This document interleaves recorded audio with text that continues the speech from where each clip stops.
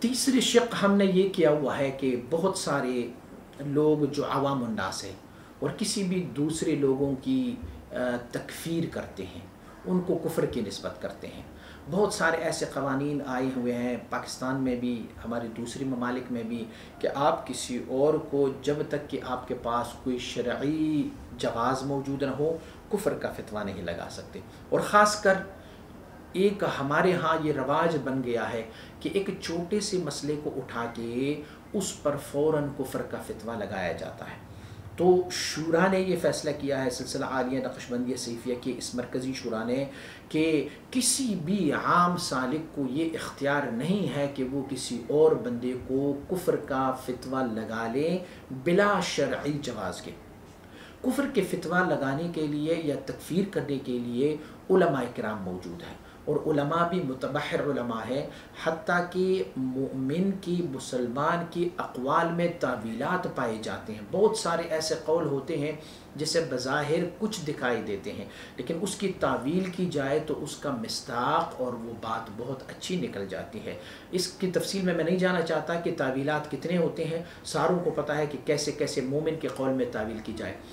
حضور نبی اکرم صلی اللہ علیہ وسلم بارک نے اس مسئلے کے بارے میں بہت شدید ترین اور سخت ترین احادیث طیبہ ارشاد فرمائے ہیں۔ میرے آقا صلی اللہ علیہ وسلم کا ارشاد گرامی ہے،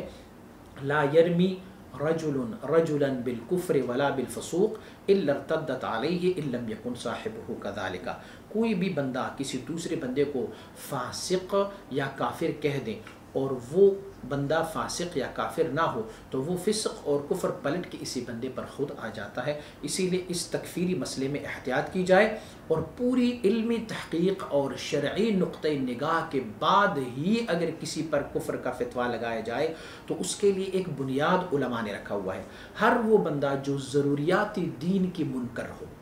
تو اس پر کفر کا فتویٰ لگایا جا سکتا ہے، لیکن وہ ضروریات دین بھی وہ چیزیں جو حلال اور حرام چیزیں ہو، حلال کو اگر کوئی متفق علیہ حلال کو حرام کہیں اور متفق علیہ حرام کو حلال کر دیں تو پھر اس پر کفر کا فتویٰ لگایا جا سکتا ہے، لیکن وہ بھی عوام الناس کا کام نہیں ہے، وہ بھی علماء کا کام ہے۔ علماء متبحر جو ہے اس بارے میں کفر کا فتویٰ لگایا جا سکتا ہے۔ تو ہمارے جتنی بھی سلسلہ عالیہ نقشبندیہ صیفیہ سے وابستہ جتنے بھی مریدین و خلفائے کرام ہیں، انہیں یہ بات سے روکا جا رہا ہے کہ وہ کسی پر بلا شرعی عذر کے وہ کفر کا فتویٰ نہیں لگائیں گے، اور اگر وہ کسی بندے کی ایسے فعل کو دیکھتے ہیں کہ جو ان کے خیال میں یہ تکفیر بن رہا ہے تو پھر وہ ان کا کام نہیں ہے۔ علماء متبحر موجود الحمدللہ سلسلہ عالیہ نقشبندیہ میں، ان کی طرف رجوع کی جائے اور ان سے استفتاء لے کے پھر بھی اگر کوئی تکفیری کام ہو تو یہ علماء ہی بہتر اس کو جانتے ہیں، تو اس مسئلے سے بھی احتراز فرماتے رہیں۔